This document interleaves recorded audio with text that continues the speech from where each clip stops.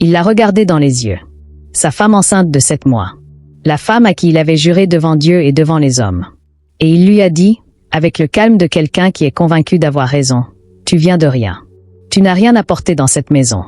Et tu n'as rien à y faire. » Puis il lui a ouvert la porte. Dehors, il pleuvait. Mariama est sortie avec le seul sac qu'elle avait eu le temps de prendre.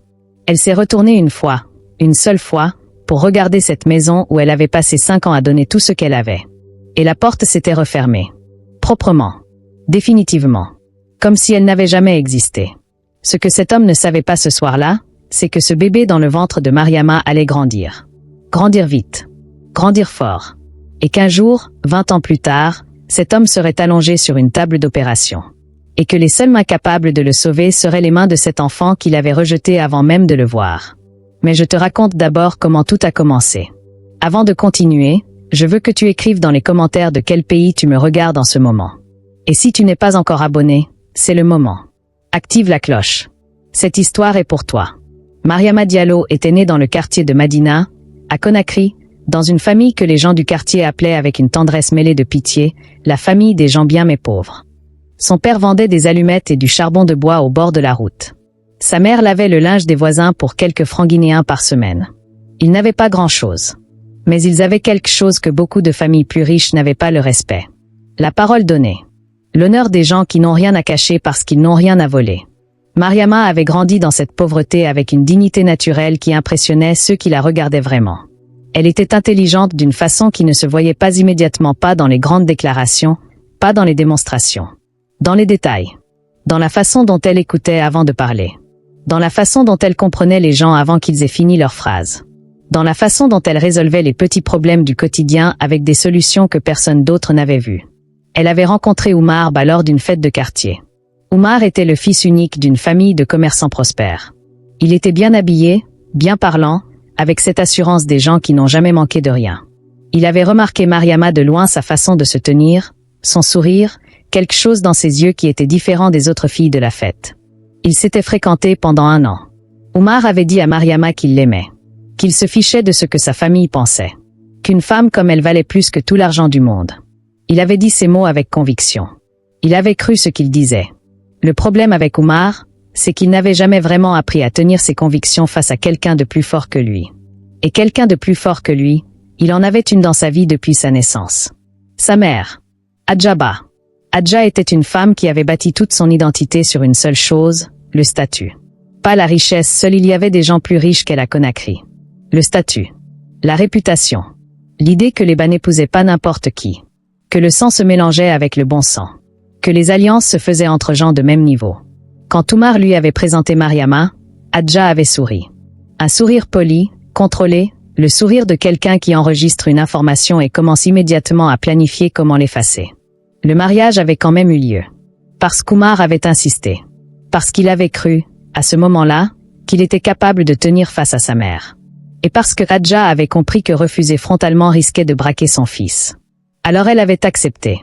En attendant, Mariama était entrée dans la maison des bas avec son sac de vêtements et sa dignité. Rien d'autre matériellement. Et Adja, dès le premier soir, avait posé une phrase dans l'air de la maison qui allait y rester pendant 5 ans comme une odeur qu'on n'arrive pas à faire partir. Elle avait dit, à voix basse, juste assez fort pour que Mariama entende depuis la cuisine, « Mon fils a épousé les mains vides. » 5 ans. Pendant 5 ans, Mariama avait tout fait pour que cette maison soit un foyer.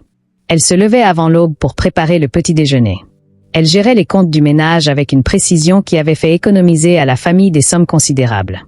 Elle recevait les clients d'Oumar avec une grâce naturelle qui avait amélioré les relations d'affaires de son mari d'une façon qu'il reconnaissait sans jamais vraiment le dire. Elle était là. Entièrement là. Sans rien demander. Adja la regardait faire tout ça.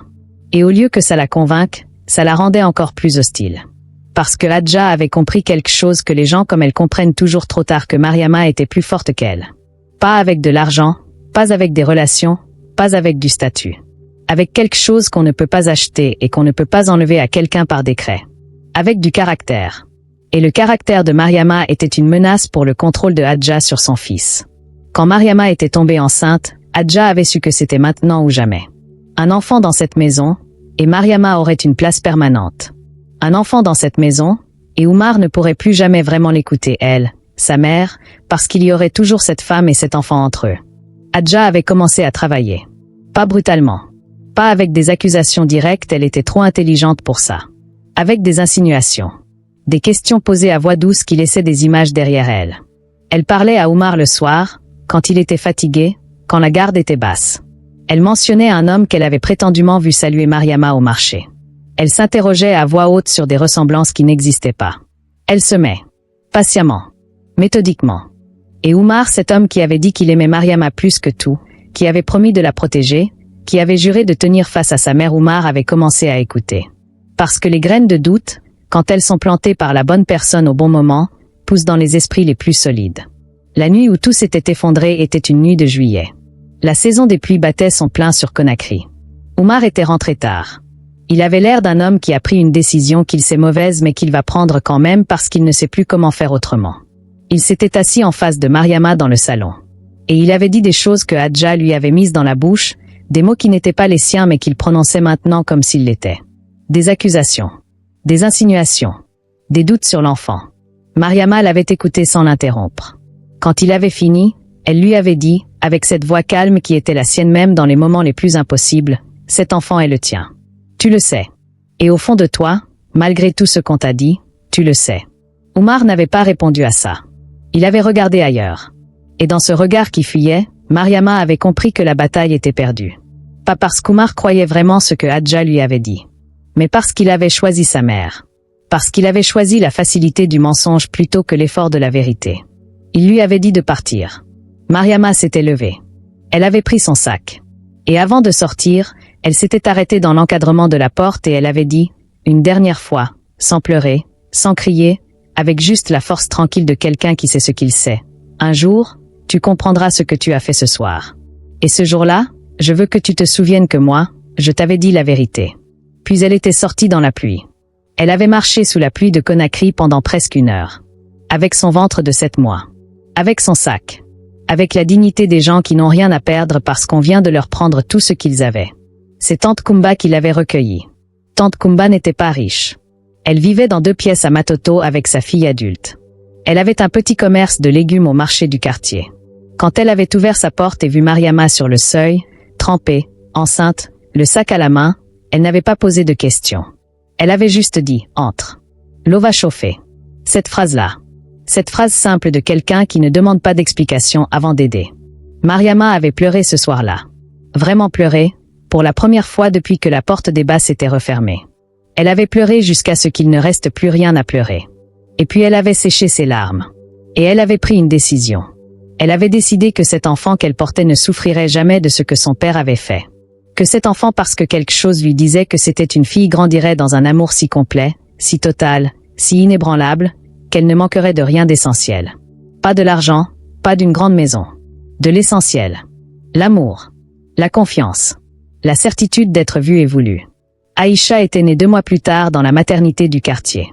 4 kg 2. Des yeux si vifs et si attentifs que la sage-femme avait dit en la posant sur la poitrine de Mariama, « Celle-là, elle va regarder loin. » Mariama avait regardé sa fille. Et elle avait souri. Le premier vrai sourire depuis des mois. Les premières années avaient été d'une dureté que les gens qui ne l'ont pas vécu ne peuvent pas entièrement imaginer. Mariama avait commencé à vendre des légumes aux côtés de Tante Koumba au marché de Matoto. Elle se levait à 4 heures du matin pour aller chercher la marchandise. Elle revenait à la tombée de la nuit. Ses pieds saignaient certains soirs. Ses mains durcissaient. Son dos la faisait souffrir. Et elle continuait. Le soir, elle s'occupait d'Aïcha. Elle lui lisait des histoires avec les livres qu'elle empruntait à la bibliothèque du quartier. Elle lui apprenait les lettres, les chiffres, les couleurs avec des bouts de papier et un crayon. Elle répondait à chaque question d'Aïcha avec la patience de quelqu'un qui sait que ces questions sont le signe de quelque chose d'important. Aïcha posait beaucoup de questions. À 4 ans, elle demandait pourquoi le ciel changeait de couleur au coucher du soleil. À 5 ans, elle demandait comment les plantes savaient dans quel sens pousser. À 6 ans, elle demandait pourquoi certaines personnes tombaient malades et pas d'autres. Ces questions-là, ces questions sur le corps, sur la maladie, sur ce qui se passait à l'intérieur des gens revenaient souvent. Avec une précision qui allait au-delà de la curiosité ordinaire d'un enfant. Mariama notait mentalement ces questions. Et elle faisait quelque chose que beaucoup de mères dans sa situation n'auraient pas eu la force de faire. Elle ne les décourageait pas. Elle ne disait pas tu poses trop de questions ou ce n'est pas pour nous ces choses-là. Elle cherchait les réponses. Elle allait à la bibliothèque. Elle demandait aux gens qui savaient. Et elle revenait avec les réponses pour sa fille. Parce que Mariama avait compris quelque chose d'essentiel. La curiosité d'Aïcha n'était pas un hasard. C'était une direction. Et les directions, quand on les suit avec assez de rigueur et assez d'amour, mènent quelque part. À l'école primaire, Aïcha avait été immédiatement remarquée par ses enseignants. Pas parce qu'elle était bruyante, pas parce qu'elle cherchait l'attention. Parce qu'elle comprenait les choses différemment des autres. Plus vite. Plus en profondeur. Avec cette capacité rare à voir les connexions entre des idées que les autres considéraient séparément. Son institutrice, Madame Camara, avait demandé à voir Mariama un soir après l'école. Elle lui avait dit, « Votre fille a quelque chose d'exceptionnel. Je ne dis pas ça à tous les parents. Je vous le dis parce que ça demande un effort de votre part. Cet enfant a besoin d'être nourri intellectuellement. Si vous la laissez faire ce qu'elle sait faire, elle peut aller très loin. Très loin vraiment. » Mariama était rentrée ce soir-là avec les mots de Madame Camara dans la tête. Elle avait regardé sa fille faire ses devoirs à la lueur d'une lampe à pétrole parce que l'électricité n'était pas constante dans le quartier et elle avait pris une décision. Elle allait tout faire. Absolument tout.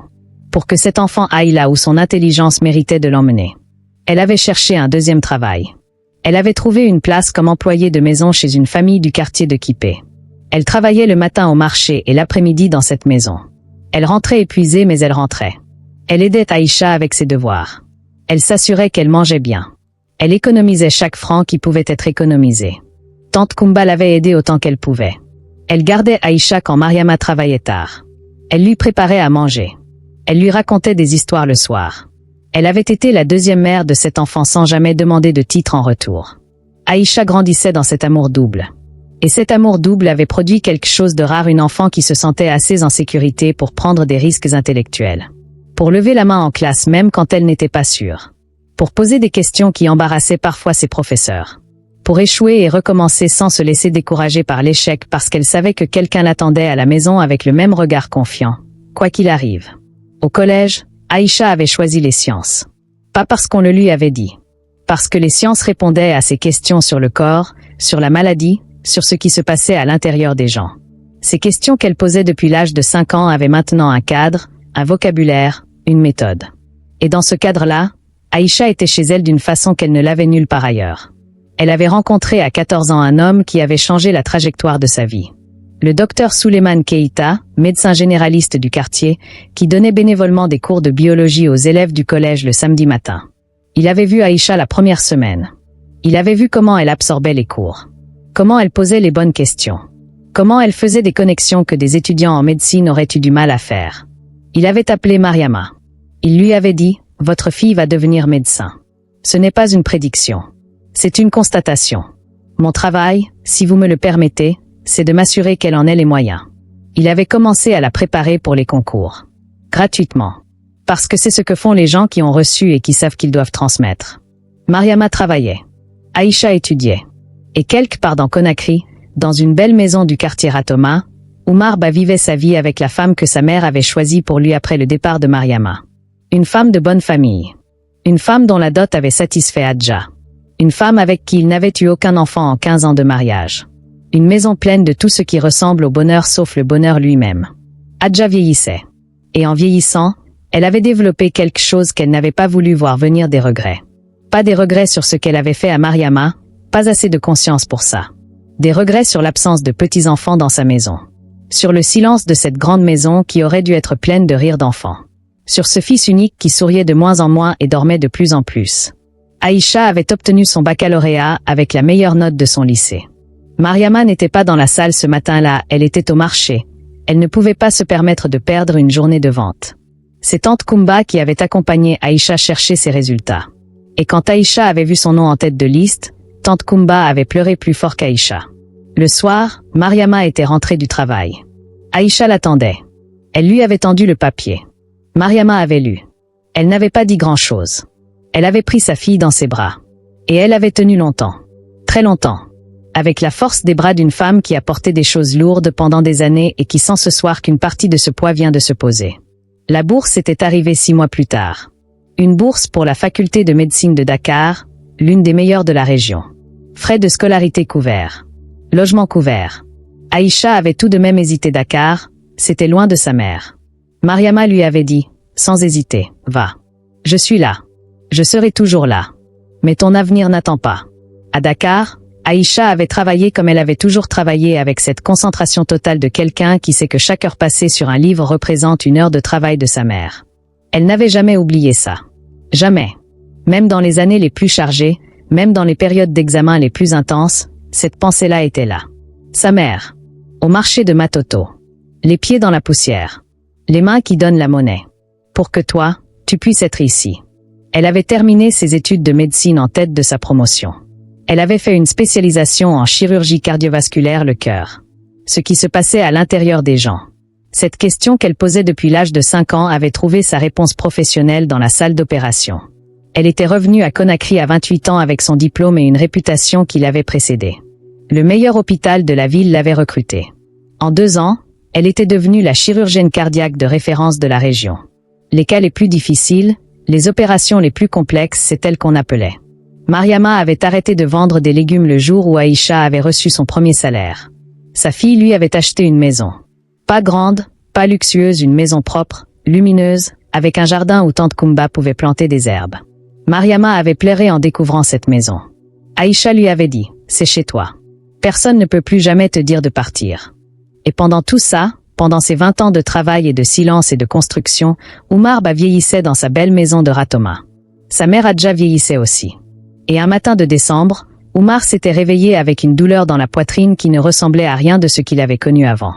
Une douleur qui irradiait dans le bras gauche. Une douleur qui lui avait fait comprendre, dans les secondes qui avaient suivi, que quelque chose de sérieux était en train de se passer dans son cœur. Les médecins aux urgences avaient posé un diagnostic rapidement. Un problème cardiaque grave. Une valve qui fonctionnait mal depuis des années sans qu'il le sache. Une opération était nécessaire.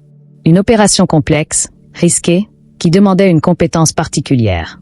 Le médecin des urgences avait regardé le dossier et avait dit à la famille, « Il faut appeler le docteur Aïcha Ba. C'est la meilleure pour ce type d'intervention dans tout le pays. » La deuxième femme d'Oumar avait blêmi en entendant ce nom. Adja, dans son fauteuil roulant parce que Adja avait eu un AVC 3 ans plus tôt qui lui avait laissé le côté droit paralysé, et la parole difficile Adja avait entendu ce nom aussi. Et dans les yeux de cette vieille femme dont le corps avait trahi la volonté, quelque chose s'était passé. Quelque chose qu'on ne pouvait pas décrire facilement. Quelque chose entre la réalisation et la terreur. Le docteur Aïcha Ba avait reçu l'appel de l'hôpital. On lui avait dit le nom du patient. Oumar Ba. Elle était restée silencieuse quelques secondes. Puis elle avait dit, « Je viens ». Elle avait consulté le dossier médical dans son bureau avant d'aller voir le patient. Elle avait regardé les examens, les résultats, la situation. Et dans ce travail de lecture de dossier, elle avait été simplement le docteur Aïcha Ba, chirurgienne cardiaque. Elle avait mis de côté tout le reste. Puis elle était allée dans la chambre. Oumar était dans le lit. Il était vieux maintenant. Fatigué. Le visage d'un homme que 20 ans de remords avait usé de l'intérieur même s'il ne se l'était jamais avoué clairement. Quand Aïcha était entrée dans la chambre en blouse blanche, il avait d'abord vu la médecin. Puis il avait vu le visage. Et ce visage qu'il n'avait jamais vu adulte parce qu'il l'avait rejeté avant même qu'il naisse, ce visage lui ressemblait. Dans les pommettes. Dans la forme du front. Il avait fermé les yeux. Aïcha s'était approchée du lit. Elle avait regardé le dossier une dernière fois. Puis elle avait regardé cet homme.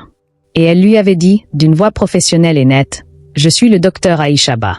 Je vais examiner votre dossier et vous expliquer l'intervention que nous allons devoir faire. » Oumar avait dit, d'une voix qui n'était presque pas une voix, « Tu sais qui je suis. » Aïcha avait dit, « Je sais qui vous êtes. » Un silence. « Est-ce que tu vas ?» Il n'avait pas fini sa phrase. Aïcha avait répondu avant qu'il finisse. « Je vais faire mon travail. C'est ce que je fais. Je sauve des vies. Toutes les vies. Sans exception. » Elle avait posé le dossier. Elle avait dit, « L'opération est dans 2 jours. Je vais vous expliquer tout ce que vous devez savoir. » Et elle lui avait expliqué. Avec la même précision, la même patience, le même soin qu'elle mettait pour n'importe quel patient. Parce que dans la salle d'opération, il n'y avait pas de mère rejetée et de père lâche. Il y avait des cœurs qui battaient et des cœurs qui avaient besoin d'aide. Et le travail d'Aïcha était d'aider les cœurs. C'était aussi simple et aussi profonde que ça. La nuit avant l'opération, Oumar avait demandé à voir Aïcha seule. Elle était venue. Elle s'était assise à côté de son lit. Et cet homme qui avait eu toute sa vie pour dire des choses importantes et qui les avait toutes laissées passer avait finalement dit ce qu'il avait à dire. Il avait dit qu'il savait depuis longtemps. Depuis très longtemps. Que Aïcha était sa fille. Que ce que Adja lui avait dit de Mariama était faux et qu'il le savait au fond de lui dès ce soir-là. qu'il avait choisi la facilité, qu'il avait choisi sa mère, et que depuis 20 ans, il n'y avait pas un seul matin où il ne s'était pas réveillé avec ce choix-là comme un poids sur la poitrine. Avant même que mon cœur soit malade physiquement, avait-il dit, il l'était déjà autrement. Aïcha l'avait écouté. Elle avait laissé les mots entrer. Elle les avait gardés en elle sans les rejeter et sans les accueillir trop vite. Puis elle avait dit, posément, je vous entends. Et demain matin, je vais opérer votre cœur avec tous les soins que je donne à chacun de mes patients. Pas parce que vous méritez quelque chose de spécial de ma part. Parce que c'est mon métier et parce que c'est qui je suis. Elle s'était levée pour partir. Puis elle s'était retournée. Ma mère m'a appris que ce qu'on fait dans la vie doit venir de ce qu'on est, pas de ce que les autres nous ont fait. Je suis chirurgienne. Demain j'opère un cœur. Ce que ce cœur a fait avant, ça ne me regarde pas dans la salle d'opération. Elle était partie. L'opération avait duré 6 heures. 6 heures pendant lesquelles les mains d'Aïcha avaient travaillé avec la précision et la concentration totale qui étaient les siennes depuis toujours. 6 heures pendant lesquelles elle n'était pas la fille rejetée avant même de naître. Elle était le docteur Aïcha Ba. Et le docteur Aïcha Ba ne perdait pas ses patients. Oumar s'était réveillé. L'opération avait réussi. Dans la salle d'attente, Hadja dans son fauteuil roulant avait attendu avec la deuxième femme d'Oumar. Et quand le médecin était sorti pour annoncer que l'opération avait réussi, Hadja avait baissé la tête. Elle avait baissé la tête d'une façon particulière, pas de soulagement, pas de joie. Quelque chose de plus difficile. La façon dont les gens baissent la tête quand ils réalisent quelque chose sur eux-mêmes qu'ils ne peuvent plus désormais prétendre ne pas savoir. La fille qu'elle avait rejetée avec sa mère sous la pluie de Conakry venait de sauver la vie de son fils. Mariama l'avait su le soir même. Aïcha lui avait appelé depuis l'hôpital. Elle lui avait dit simplement, l'opération a réussi. Et Mariama avait dit, je sais, ma fille. Pas de satisfaction dans sa voix. Pas de victoire. Juste la paix tranquille de quelqu'un qui avait su depuis longtemps que la vie finissait par remettre les choses à leur place. Ce que Mariama n'avait pas dit à Aïcha, parce que certaines choses appartiennent aux mères et pas aux enfants, c'est que la nuit où Oumar l'avait chassée sous la pluie, elle avait fait quelque chose. Debout dans cette rue mouillée, avec son ventre et son sac, avant de commencer à marcher vers la maison de Tante Koumba, elle avait posé la main sur son ventre. Et elle avait dit, tout bas, pour ce bébé qui ne l'entendait pas encore vraiment mais peut-être que si. Tu vas devenir quelque chose que je n'aurais jamais pu imaginer. Et tu vas le faire toi-même. Elle avait tenu sa promesse. Pas elle seule. Elle et Aïcha ensemble. Chacune avec sa partie du travail. Et maintenant voilà ce que cette histoire m'inspire. Ce que Mariama a fait, c'est l'une des choses les plus difficiles qu'un être humain puisse faire. Elle a reçu une injustice immense pas seulement d'Oumar, pas seulement de Hadja. Une injustice de la vie. D'un monde où avoir été pauvre peut suffire à certains pour décider que vous ne comptez pas. Et face à cette injustice, elle n'a pas consacré son énergie à la haine ou à la vengeance. Elle a consacré son énergie à sa fille. C'est ça, le vrai sacrifice. Pas le sacrifice dramatique des grandes déclarations. Le sacrifice quotidien. Se lever à 4 heures du matin quand le corps dit non. Travailler 2 emplois quand un seul suffirait pour survivre mais pas pour que ta fille aille là où tu veux qu'elle aille. Sourire à ta fille le soir même quand la journée a été trop longue et trop dure. Lui répondre à ses questions sur le ciel et la maladie quand tu as juste envie de t'effondrer. Ce sacrifice-là est invisible. Il ne fait pas de bruit. On ne lui donne pas de médaille. Mais il produit des Aïcha. Et Aïcha, cette jeune femme qui aurait eu toutes les raisons du monde de porter de la haine. Qui aurait pu grandir dans l'amertume d'avoir été rejetée avant même de naître. Qui aurait pu décider, le jour où elle a su que c'était lui sur cette table d'opération, de ne pas venir. Ou de venir en portant quelque chose de lourd. Elle a choisi autre chose. Elle a choisi d'être le docteur Aïcha Ba. Entièrement. Sans exception, sans arrangement, sans concession à la douleur du passé. Elle a sauvé la vie de l'homme qui l'avait rejeté parce que c'est qui elle était, pas parce qu'il le méritait. C'est ça, la vraie force. La force qui ne dépend pas de ce que les autres ont fait. La force qui vient de l'intérieur et qui ne peut pas être affectée par les choix de quelqu'un d'autre. Et Oumar. Cet homme qui a reçu la vie de sa fille rejetée comme un cadeau qu'il n'avait pas mérité. Je pense que la chose la plus difficile de sa vie n'a pas été son opération. C'est ce réveil après. Ce moment où on ouvre les yeux et on sait sans pouvoir se mentir encore que la femme qu'on a chassée sous la pluie en disant qu'elle ne valait rien a élevé la personne qui vous a sauvé la vie. Il n'y a pas de tribunal humain qui aurait pu rendre ce verdict-là. Il n'y a pas de juge, pas d'avocat, pas d'audience qui aurait pu faire ce que la vie a fait simplement en laissant Aïcha devenir qui elle était destinée à devenir. La vie a sa justice. Elle est lente. Elle est parfois cruelle dans sa façon de prendre son temps. Mais elle est implacable. Elle finit toujours par arriver. Et une dernière chose. Tante Koumba. Cette femme qui a ouvert sa porte sous la pluie sans poser de questions. Qui a dit entre et l'eau va chauffer. Qui a gardé Aïcha enfant pendant que Mariama travaillait. Qui a pleuré le jour des résultats du baccalauréat. Ces femmes-là, ces tantes Kumba qui existent dans toutes nos familles, dans tous nos quartiers, ce sont elles qui empêchent les Mariama du monde de se noyer. Une porte ouverte sous la pluie. C'est suffisant parfois pour changer toute une histoire. Ne sous-estime jamais ce que tu peux faire pour quelqu'un avec une porte ouverte et 2 tasses de thé. Dis-moi ce que tu penses de cette histoire dans les commentaires. Est-ce qu'Aïcha a bien fait d'opérer son père? Est-ce que tu aurais eu cette force-là à sa place? Et quelqu'un dans ta vie t'a-t-il un jour dit que tu ne serais rien? Raconte-moi. Partage cette vidéo. Pour toutes les Mariama qui lisent ça ce soir. Pour toutes les femmes qui travaillent en silence pour leurs enfants. Elles méritent d'être vues. Elles méritent d'être entendues.